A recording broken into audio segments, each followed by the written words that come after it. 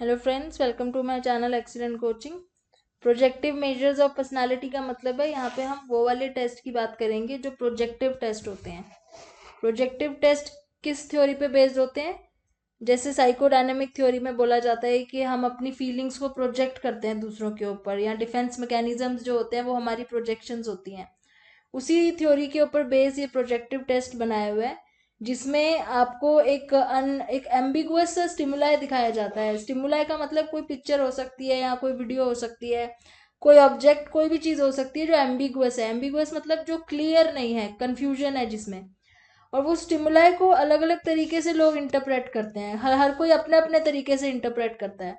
जैसे ये जो यहाँ पे आपको दिख रही है फोटोग्राफ, ये रॉर्शैक टेस्ट है, बहुत फेमस टेस्ट है ये। यहाँ पे ये जो फोटो दिखाई है ये एक एम्बिगुअस स्टिमुलाई है। एम्बिगुअस मतलब यहाँ पे ये कुछ क्लियर नहीं है कि ये किस चीज़ की फोटो है। अभी अलग अलग लोगों को दिखाएंगे तो वो अपने अपने तरीके से इसको इंटरप्रेट करेंगे। कोई कहेगा ये बैट्स हैं, कोई कहेगा कि ये वुल्व्स हैं जो आपस में लड़ रहे हैं। अलग अलग जो भी है, जिसके मन में जो भी आता है। तो इस तरीके से एम्बिगुअस स्टिमुलाई होते हैं, और लोगों की जो भी इसको देख के इंटरप्रिटेशन होती है, माना जाता है कि वो उनकी खुद की थिंकिंग या खुद की प्रोजेक्शंस होती हैं उनकी फीलिंग्स की। तो इस तरीके के एम्बिगुअस सीन्स उनको दिखाते हैं। Person taking the test are asked to indicate what they see. तो जिनका टेस्ट लिया जा रहा है उनको बोला जाता है कि आपको इसमें क्या नजर आ रहा है, या फिर एक स्टोरी बनाने के लिए बोल दिया जाता है कि एक पर्टिकुलर थ्योरी है। जैसे थीमेटिक परसेप्शन टेस्ट में क्या होता है कि उनको एक थीम बनानी होती है, तो उसमें एक फोटो उनको दिखाते हैं जिसमें दो लोग आपस में कुछ बात कर रहे हैं, और उनको ये स्टोरी बनानी होती है पार्टिसिपेंट्स को कि वो किस बारे में बात हो रही है और क्या सिचुएशन है। Since these stimuli themselves are ambiguous, it is assumed that the answers given by the respondents will reflect various aspects of their personality. तो जिस तरीके से वो उसकी थीम बनाते हैं या उस पिक्चर को इंटरप्रेट करते हैं पार्टिसिपेंट्स, ये माना जाता है कि वो अपनी पर्सनालिटी के बेस पे वो इंटरप्रेट कर रहे हैं। In other words, the different persons will see different things in these stimuli because these person different from one another. तो लोग आपस में एक दूसरे से फर्क है, डिफर करते हैं, इसलिए उन लोगों की इंटरप्रिटेशन भी अलग होगी। तो अब इस टेस्ट में रिलायबिलिटी और वैलिडिटी की थोड़ी सी प्रॉब्लम ये आ जाती है, क्योंकि एम्बिगुअस स्टिमुलाई है, इसकी इंटरप्रिटेशन भी अलग अलग तरीके से होती है। एक टेस्ट जैसे थीमेटिक ए परसेप्शन टेस्ट मैंने बोला, which is used to measure achievement, motivation and other social motives. The answers appears to be yes. Such tests do yield reliable scores and do seem measure what they are intended to measure. तो कुछ test हैं ऐसे जिनकी reliability है, जैसे कि इन्होंने TAT के बारे में बात करी है।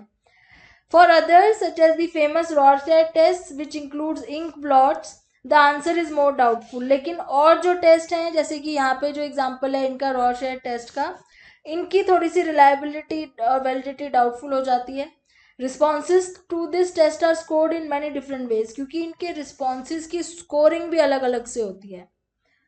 For instance, one measure involves responses that mention pairs of objects or a reflection. Example, the ink blot is interpreted as showing two people or the one person looking into a mirror.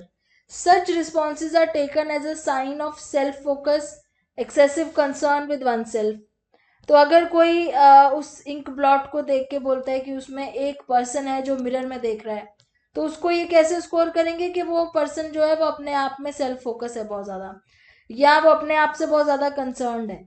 Other scoring involve number of times individual mentions the movement colour. तो इसमें अलग अलग type की scoring होती है कि किसी ने अगर मूवमेंट बोला है कि वो उसमें हिल रहे हैं, फाइट कर रहे हैं, या मूवमेंट बताई है किसी ने उस पिक्चर में, या कलर के बेस पे कि उनको किस तरह का कलर उसमें दिख रहा है, या शेडिंग के बेस पे। तो अलग अलग तरह की स्कोरिंग होती है इसमें।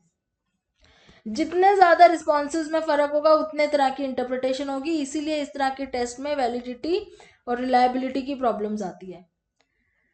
Are such interpretation accurate? क्या ये सारी इंटरप्रिटेशन एक्यूरेट होती हैं? क्या एक्चुअली में ये हमारी पर्सनालिटी के बारे में कुछ बता सकते हैं? Psychologist disagree about this point. The Rorschach test, like other projective tests, has a standard scoring manual that tells psychologists precisely how to score various kind of responses. Presumably, this manual is based on careful research designed to determine just what the test measures. तो manuals follow की जाती है जितने भी तरह के responses हैं उसको कैसे इंटरप्रेट करना है, कैसे स्कोरिंग करना है, उन सब के लिए मैनुअल्स फॉलो करी जाती है. However, scoring advice provided by the Rorschach manual may be flawed in several respects. और लेकिन उसमें भी कह रहे हैं बहुत सारे फ्लॉज हैं उन मैनुअल्स में भी, मतलब ऐसे नहीं कि वो मैनुअल्स ही बहुत ज़्यादा एक्यूरेट है. Projective test of personality may vary with respect to validity. Only tests that meet high standard in this respect can provide us with useful information. तो प्रोजेक्टिव टेस्ट में फाइनली यही कह रहे हैं कि जितने ऑब्जेक्टिव टेस्ट होते हैं उतने ज़्यादा एक्यूरेट नहीं हो सकते हैं. और अलग अलग क्या मेजर्स हैं प्रोजेक्टिव के बाद आते हैं बिहेवियरल ऑब्जर्वेशंस आती हैं, बिहेवियर को ऑब्जर्व करना इंटरव्यूज के थ्रू या बायोलॉजिकल मेजर्स करना. तो इसमें एक ये टेक्निक की और बात करेंगे, एक्सपीरियंस सैम्पलिंग मेथड बोलते हैं उसको. एक्सपीरियंस सैम्पलिंग मेथड में क्या होता है, जैसे पेजर्स का यूज़ करते हैं. अब तो पेजर्स एग्जिस्ट नहीं करते, अब तो आप इंस्टेंट मैसेजिंग कर सकते हो व्हाट्सएप वगैरह के थ्रू. तो क्या करते थे, इसमें पेजेस का यूज़ करते थे. और जैसे किसी की आपने ऑब्जर्वेशन करनी है, जब वो ऑब्जर्वेशन ऐसे ही अगर आपने उससे जस्ट पूछना है कि उस टाइम पे उसको कैसा फील हो रहा है, तो किसी भी टाइम पे रिसर्चर उस इंडिविजुअल को मैसेज करेगा during the day in order to obtain description of their behaviour. और उस टाइम पे उसकी बिहेवियर की क्या, किस तरीके का बिहेवियर है, क्या वो फील कर रहा है, वो उस टाइम उससे पूछेगा. जो पार्टिसिपेंट है उसको रिसर्चर को उस टाइम रिप्लाई, किसी भी टाइम पे हो सकता है, दिन में कभी भी वो पूछ सकता है उससे, जिसको बोलते हैं एक्सपीरियंस सैम्पलिंग मेथड. इससे क्या होगा कि उसके बिहेवियर के स्टेबल पैटर्न नजर आएंगे. रिसर्चर जब ऐसे रोज नोट करेगा उसके बिहेवियर को अलग अलग टाइम पे, तो उसके स्टेबल पैटर्न्स नजर आएंगे. ऐसे ही इंटरव्यूज यूज किए जाते हैं. Psychoanalysis use one type of interview to probe supposedly underlying aspects of personality. तो जैसे हमारे सबकॉन्शियस माइंड के अंदर क्या है उस चीज़ के जानने के लिए साइकोएनालिसिस में इंटरव्यूज वगैरह पर बात करी जाती है. बात करके modern research special types of interviews in which individuals are asked questions assumed to be related to specific traits. For instance, interviews are used to measure the type A behavior pattern. Type A behavior pattern हमने एक personality pattern के बारे में बात करी थी, type A, type B. An important aspect of personality closely related to personal health. तो interview किस तरह के होते हैं, जिसमें उस तरह स्पेसिफिक क्वेश्चन होंगे जो उस ट्रेट से रिलेटेड होंगे.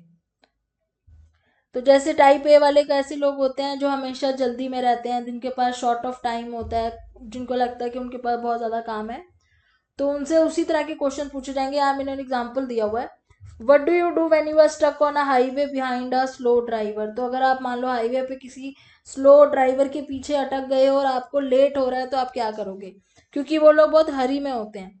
तो इस तरीके से क्वेश्चंस होते हैं जो डायरेक्टली उसके उस पर्टिकुलर ट्रेट को पॉइंट आउट करते हैं. और उसके अलावा बायोलॉजिकल मेजर्स का मतलब है जैसे हम पीईटी स्कैन करते हैं या फिर और बॉडी की स्कैनिंग करके अलग अलग हार्मोन्स कौन से रिलीज होते हैं. जैसे अग्रेसिव लोग हैं तो उनके अंदर क्या हार्मोन्स का लेवल ज़्यादा है या कम है, उसको बायोलॉजिकल मेजर्स कहते हैं, जिससे थ्रू हम कुछ इंडिविजुअल डिफरेंसेस का पता कर सकते हैं personality wise.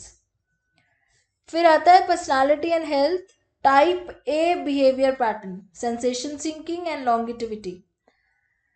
Type A behaviour pattern कौन से होते हैं, टाइप ए पर्सनालिटी जो बहुत इम्पेशेंट लोग होते हैं, हमेशा हरी में रहते हैं, उनके अंदर कॉम्पिटिटिवनेस बहुत ज़्यादा होता है, मतलब उनको हमेशा जल्दी पड़ी होती है. और कुछ लोग आपने देखे होंगे जिनको हमेशा ऐसा लगता है कि उनके पास बहुत ज़्यादा काम है, उनके पास टाइम बहुत कम है, वो जल्दी जल्दी में रहते हैं, खाना भी जल्दी में खाते हैं, कॉम्पिटिटिव स्पिरिट भी बहुत ज़्यादा होती है, उनको आगे भी रहना होता है. तो उनके केस में किस तरीके से हेल्थ के ऊपर इफेक्ट करती है उनका ये बिहेवियर पैटर्न. तो when a worker came to a reupholster for the furniture in their office. अच्छा, यहाँ पे ये बात कर रहे हैं, यहाँ पे क्या हुआ था, दो कार्डियोलॉजिस्ट थे, ये फ्राइडमैन एंड रोजनमैन ने बनाया था टाइप ए और टाइप बी बिहेवियर वाला जो था. कैसे किया था इन्होंने, एक बार इन्होंने नोट किया था कि एक वर्कर उनके उसमें आया था ऑफिस में. तो वर्कर क्यों बुलाया था, उन्होंने अपने सोफा के जो कवर्स होते हैं वो चेंज कराने थे, जो अपहोल्स्ट्री कवर्स होते हैं. अब जब उन्होंने वो कवर उतारे तो देखा कि मोस्टली जो चेयर्स के कुशन कवर्स है ना, जो वो कोने से फटे हुए थे, edge of the seat. Seat के एज पे हम कब बैठते हैं, जब हम जल्दी में होते हैं. आपने देखा होगा जो कोई आराम से बैठा होता है तो वो पीछे आराम से सोफे पे रिलैक्स होके बैठता है, जो कोई जल्दी में होता है तो वो आगे आगे बैठता है, जल्दी से उठने की पोजीशन में बैठता है। ये चीज़ उन्होंने ऑब्जर्व की कि जब भी कोई उनके वहाँ पे कोई ऐसा पेशेंट आता था जैसे जिनको हार्ट प्रॉब्लम्स थी, हार्ट अटैक वगैरह के लिए जो आते थे ट्रीटमेंट के लिए, वो ज़्यादातर एज ऑफ दी सीट पे बैठते थे, इसलिए उनका सोफ़ा वहीं से ज़्यादातर फटा हुआ था, सोफे का कवर। और वो हमेशा हरी में रहते थे और बहुत ज़्यादा हाईली कॉम्पिटिटिव लोग थे, थोड़े से हॉस्टाइल भी थे। हॉस्टाइल क्या होता है, बहुत जल्दी इरिटेट हो जाना, गुस्सा हो जाते थे बहुत जल्दी। मेडिकल एग्जामिनेशन के टाइम पे भी वो हमेशा घड़ी को बार बार देखते थे, जैसे उनको वेट करने में बहुत ज़्यादा प्रॉब्लम होती थी और जल्दी गुस्सा हो जाते थे। ये सब ऑब्जर्वेशन उन सब में कॉमन दिखी जिनको हार्ट की प्रॉब्लम्स थी। तो इन्होंने बोला कि जो टाइप ए बिहेवियर पैटर्न है इन सब में कॉमन दिख रहा है, इस टाइप का बिहेवियर, इन सबको ही हार्ट की प्रॉब्लम है। तो दैट मीन्स जिनको, जो बहुत ज़्यादा इम्पेशेंट लोग होते हैं ना, उनको हार्ट प्रॉब्लम्स होने के, हार्ट अटैक्स होने के चांसेस बहुत ज़्यादा रहते हैं। दूसरा फिर इन्होंने इनके ऑपोजिट बता दिया कि टाइप बी होता है, जो हरी में नहीं रहते, जो आराम से अपना काम करते हैं और थोड़ा सा मतलब रिलैक्स्ड वे में रहते हैं, तो उनको इन्होंने टाइप बी में डाल दिया। So in short, one cluster of personality traits seem to be strongly linked to an important aspect of personal। तो हेल्थ से कैसे कह रहे हैं कि हेल्थ से रिलेटेड है, क्योंकि वो बहुत ज़्यादा एक पर्सनालिटी है जो बहुत ज़्यादा हरी में रहती है तो उनको हार्ट अटैक के चांसेस ज़्यादा है, तो हेल्थ में इस तरीके से फ़र्क आ जाता है। और टाइप ए पर्सनालिटी में ये भी देखा गया है कि जब वो जैसे जॉब पे, जैसे आप लोग देखते हो कहीं, अगर आप नौकरी कर रहे हो कहीं पे, इस तरह के लोग होते हैं ना, वो ज़बरदस्ती अपना जो स्ट्रेस है वो बहुत ज़्यादा अपने आप ही बिल्डअप कर लेते हैं। Why do type A experience more heart attack, क्यों इनको आपको लगता है ज़्यादा होता होगा? ऑब्वियसली क्योंकि वो अपना स्ट्रेस खुद ही इतना बिल्डअप कर लेते हैं अपने आप को जल्दी जल्दी में रख के। They take more task and more responsibility, दूसरों से ज़्यादा काम अपने हाथ में लेने की आदत होती है इनको। दे एक्सपीरियंस हायर फिजियोलॉजिकल अराउजल, तो ऑब्वियसली फिजियोलॉजिकल अराउजल ज़्यादा होगा जब इतना सारा काम होगा हाथ में, स्ट्रेस होगा उनको।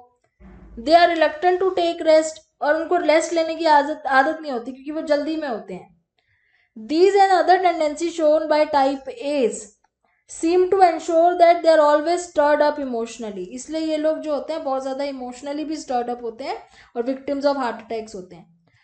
Interestingly, additional research suggests that it is a cynical hostility of type A।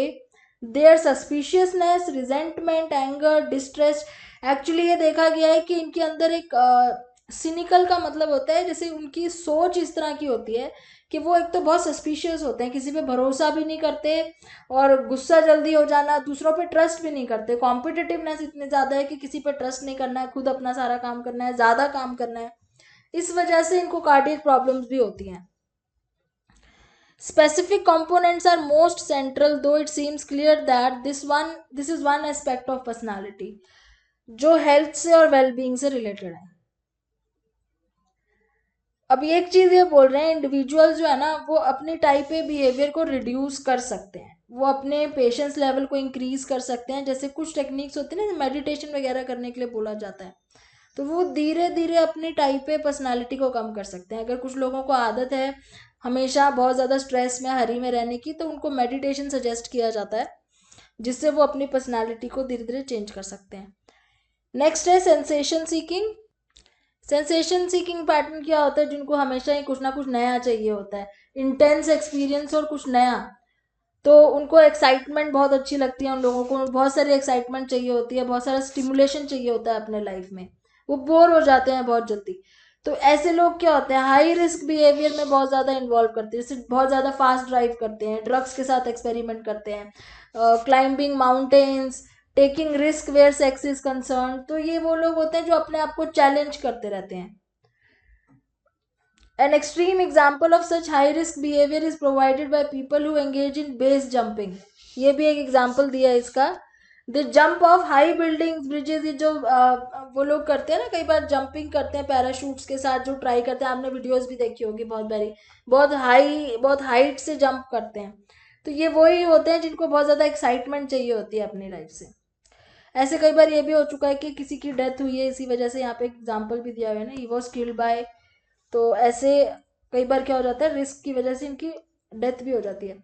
What accounts for this preference for high level stimulation? Marvin Zuckerman, the psychologist who first called attention to sensation seeking as an aspect of personality, इन्होंने बोला था कि ये भी एक personality का ही aspect होता है. ये लोग अटेंशन सीकिंग होते हैं बहुत ज़्यादा, सेंसेशन सीकिंग, सॉरी, सेंसेशन मतलब इनको बहुत ज़्यादा सेंसेशनल चीज़ें पसंद होती है. High sensation seekers are persons whose nervous system operate best at high levels of arousal. Zuckerman notes that high sensation seeker may have high optimal level of activity in what is known as catecholamine system, a system within the brain that plays a role in mood, performance, social behavior. In a sense, the thermostat for activity in this neurotransmitter system is set higher in such person than in most other. तो कहने का मतलब ये है जैसे एक हमारा normal level की रेंज होती है, जैसे सबके लिए कुछ रेंजेस होती हैं, लो लेवल की रेंज हो गई, नॉर्मल लेवल की रेंज होगी और ये हाई रेंज हो गई. तो जैसे हम लोग जब एक्साइट होते हैं तो हमारे जो नर्वस सिस्टम का लेवल है वो हाई पे जल्दी पहुंच जाता है, हम लोग जल्दी एक्साइट हो जाते हैं. लेकिन ये लोग जो होते हैं ना, जिनको बहुत ज़्यादा एक्साइटमेंट चाहिए होती है, इनका जो थर्मोस्टेट लेवल है वो बहुत यहाँ नीचे सेट हुआ होता है, बहुत ज़्यादा हाई पे ऑलरेडी होता है. हमारा नॉर्मल पे सेट होता है, इन लोगों का हाई पे सेट होता है पहले से ही. अब अगर इनका पहले से ही हाई पे सेट है नॉर्मल लेवल, तो इनको हाई होने के लिए उससे भी ज़्यादा जाना पड़ेगा ना. जैसे हम लोगों का मान लो नॉर्मल पे लेवल सेट है, डेली रूटीन में हम अगर रिलैक्स हैं तो हमारा जो नर्वस सिस्टम का नॉर्मल लेवल है वो यहाँ पे है. अगर हम थोड़ा सा एक्साइट होंगे तो हमारा हाई पे पहुंच जाएगा. लेकिन ये वाले जो लोग होते हैं इनका पहले ही हाई पे ही सेट होता है नॉर्मली, जब ये रिलैक्स है ना तो भी इनका हाई पे ही है. तो अब इनको हाई होने के लिए तो उससे भी ऊंचा जाना पड़ेगा. तो इसलिए इनको बहुत ज़्यादा सेंसेशन चाहिए होती है, तब जाके इनका एक लेवल पे पहुंचता है जो हमारे लिए हाई, बहुत ज़्यादा हाई हो जाता है. तो इन लोगों के अंदर जो ये किसको बोलते हैं, कैटेकोलामाइन सिस्टम, इसका एक थर्मोस्टेट लेवल होता है जो बहुत ज़्यादा हायर पे सेट होता है. तो उनको तब अच्छा लगता है, तब उनको एक्साइटेड लगता है जब वो बहुत ज़्यादा हाई पहुंच जाता है. Sensation seeking has survived as a trait which suggests that benefits it yield more than the offsets of these potential costs. मतलब इन लोगों को ज़्यादा बेटर लगता है कि रिस्क ले लें, rather than इनको ये डर नहीं लगता है कि हमारे साथ कुछ नेगेटिव भी हो सकता है. देन पर्सनालिटी एंड लॉन्गिटिविटी की बात करेंगे. यहाँ पे पर्टिकुलरली एक ट्रेट के बारे में बात कर रहे हैं जिसको हम बोलते हैं कॉन्शियसनेस. तो ये वो वाला ट्रेट है जो बिग 5 में आता है, उसमें से एक ट्रेट है. तो ये कह रहे हैं कि जिन लोगों के अंदर ये वाला ट्रेट ज़्यादा होता है वो ज़्यादा देर तक जिंदा रहते हैं, ज़्यादा जीते हैं, मतलब उनकी लाइफ ज़्यादा होती है. ये इन्होंने कैसे पता किया, इन्होंने एक लॉन्गिट्यूडनल स्टडी करी थी California boys and girls, California में कुछ बच्चों के ऊपर, जब वो 11 साल के थे जब उन्होंने रिसर्च शुरू करी. Because the study was started by Lewis Terman. इस स्टडी को, इन बच्चों को टर्माइट्स भी बोलते हैं क्योंकि ये जो बच्चे हैं जिनके ऊपर स्टडी करी थी ये लुइस टर्मन ने करी थी, तो इसके नाम से ये वर्ड आया टर्माइट्स. तो ये रिपीटेडली इनके ऊपर स्टडी हो रही थी जब तक ये मतलब 80 ईयर्स तक ये स्टडी चली थी. ऑब्वियसली जब वो लुइस टर्मन नहीं रहे थे तो उनके फॉलोअर, जो उनके असिस्टेंट थे, फॉलोअर्स थे, उन्होंने ये कंटिन्यू करी थी स्टडी. और बाद में रिजल्ट इसका यही आया था कि जिनके अंदर ये ट्रेट्स ज़्यादा होते हैं वो लोग ज़्यादा देर तक, 30% उसमें से जो लोग थे वो ज़्यादा देर तक जिए थे. तो लॉन्गिटिविटी को इस ट्रेट के साथ इन्होंने यहाँ पे वो करा है, क्योंकि जिन लोगों के अंदर कॉन्शियसनेस ज़्यादा होती है ना वो लोग थोड़ा सा एथिकल ज़्यादा होते हैं. कहने का मतलब है जैसे वो अल्कोहल अब्यूज़ कम करते हैं, स्मोक नहीं करते हैं, दूसरों के साथ जैसे झगड़ा नहीं करना, किसी के साथ गलत ना करना, वो चीज़ आ जाती है इसमें. This suggests that conscientiousness itself may result from some underlying biological factor. तो इसमें ये कहीं ना कहीं कह रहे बायोलॉजिकल फैक्टर से भी रिलेटेड है, तभी उसकी जो मतलब उसकी वजह से living a long life and healthy life में भी फर्क पड़ता है. Now personality and behaviour in work settings. Work settings में पर्सनालिटी और बिहेवियर का क्या रोल है. अब यहाँ इन्होंने एक शुरुआत करी है क्वेश्चन से. Suppose you are faced with the task of choosing someone to be a sales person. अगर मान लो आपको कोई सेल्स पर्सन चूज करना है तो आप उसमें किस तरह के पर्सनालिटी ट्रेट्स देखोगे. मतलब कोई ऐसा होना चाहिए जो फ्रेंडली हो बहुत ज़्यादा, जिसको स्ट्रेंजर से बात करने में कोई हेजिटेशन ना हो, या फिर अगर आपने कोई if you want to hire someone to be a tax collector, या फिर आप कोई टैक्स कलेक्टर के लिए किसी को देख रहे हो, तो क्या उसमें भी आप यही वाला ट्रेड देखोगे कि वो फ्रेंडली हो बहुत ज़्यादा, या कुछ और होना चाहिए उसमें? तो इस तरीके से वर्क सेटिंग के ऊपर भी तो पर्सनालिटी का फर्क आता होगा। डिफरेंट पर्सनालिटीज के लिए डिफरेंट, जैसे अब यहाँ पे दोनों बिल्कुल ही कॉन्ट्रास्टिंग है। एक जगह पे आपने सेल्स पर्सन लेना है, तो ऑब्वियसली आप क्या देखोगे कि वो किस तरीके से लोगों से बात करके उनको अपनी तरफ अट्रैक्ट करता है, तो फ्रेंडलीनेस उसमें से एक चीज आ जाती है। लेकिन अगर टैक्स कलेक्टर है तो उसमें फ्रेंडलीनेस तो बिल्कुल ही नहीं होनी चाहिए, वो तो फिर असर्टिवनेस होनी चाहिए। तो इस तरीके से कॉन्ट्रास्टिंग जॉब्स है, तो उसमें पर्सनालिटी भी तो कॉन्ट्रास्टिंग हो जाती है। So people will be, they believe that people will be happiest and do their best work when the person job fit is high. Person job fit क्या word है? इसका मतलब जो पर्सनालिटी है वो उसके जॉब को पूरे तरीके से सूट कर रही है, तभी वो अपना बेस्ट वहां पे कर पाएगा, अदरवाइज नहीं कर पाएगा। तो कई बार क्या होता है, जो इंट्रोवर्ट लोग होते हैं, अगर वो इस तरह की जॉब्स में चले जाए जहाँ पे एक्सट्रोवर्टनेस ज़्यादा चाहिए होती है, वो वहाँ पे परफॉर्म नहीं कर पाते हैं। तो ऐसे ही अगर एक्सट्रोवर्ट्स हैं, तो वो अगर ऐसी जॉब दे दी जाए जो एक्सट्रोवर्ट, इनको एक जगह पे बैठ के पूरा दिन काम करना है, वो कभी भी वैसा काम नहीं कर पाएंगे। तो यहाँ पे जॉब सेटिंग्स के साथ आपकी पर्सनालिटी मैच होना बहुत ज़रूरी है। For example, in one large scale study, Salgado reviewed previous research conducted with literally 10,000 participants that examined the relationship between individuals standing on the big five dimensions in job performance. Many different occupational groups were included.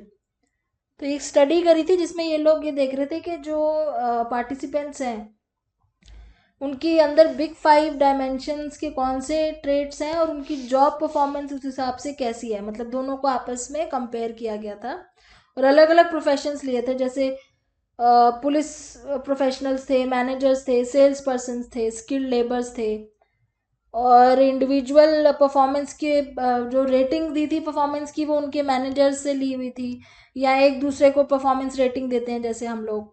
Training programme में किस तरह की उनकी performance थी, personal records उनके कैसे हैं, ये सब चीज़ें देखी गई थी।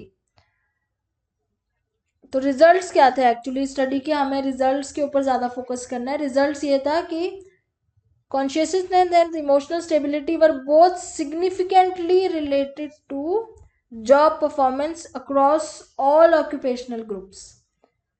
In other words, higher individuals scored on these dimensions better their job। मतलब जो उनकी big 5 dimensions में जिन्होंने ये कौन सी 2 डायमेंशंस है जिनके बारे में ये स्पेसिफिकली बात कर रहे हैं, ये कह रहे हैं कि कॉन्शियसनेस और इमोशनल स्टेबिलिटी जिनमें ज़्यादा थी, उन्हीं की जॉब परफॉर्मेंस सबसे ज़्यादा अच्छी देखी गई थी। और यहाँ पे ये अग्रेशन के बारे में भी कुछ बोल रहे हैं, जैसे while overt violence is most dramatic form of aggression. Overt violence क्या होता है, ओवर्ट एंड कोवर्ट होता है ना, जैसे तो ओवर्ट मतलब जो आप खुलेआम दिखाते हो वायलेंस, किसी से झगड़ा कर रहे हो, बहस कर रहे हो। Research indicates that more subtle forms of aggression, जैसे सटल फॉर्म्स ऑफ एग्रेशन हो गए, जैसे किसी के बारे में गलत रूमर फैलाना या किसी के पीछे से किसी की बुराई करना, ये ज़्यादा कॉमन है वर्क प्लेस पे। अब कोई ओवर्ट वायलेंस नहीं दिखाता है, कोई जाके झगड़ा नहीं करता है अपनी, जहाँ पे आप काम कर रहे हो अपने ऑफिस में जाके कोई किसी से डायरेक्टली झगड़ा नहीं करता, लेकिन एक सटल एग्रेशन ज़रूर दिखाते हैं लोग कि किसी के बारे में कुछ गलत बोल दिया। और यही लोग ऐसे होते हैं जो ज़्यादातर एग्रेशन दिखाते हैं अपने वर्क प्लेस में, जैसे जो टाइप ए की बात कर रहे थे ये।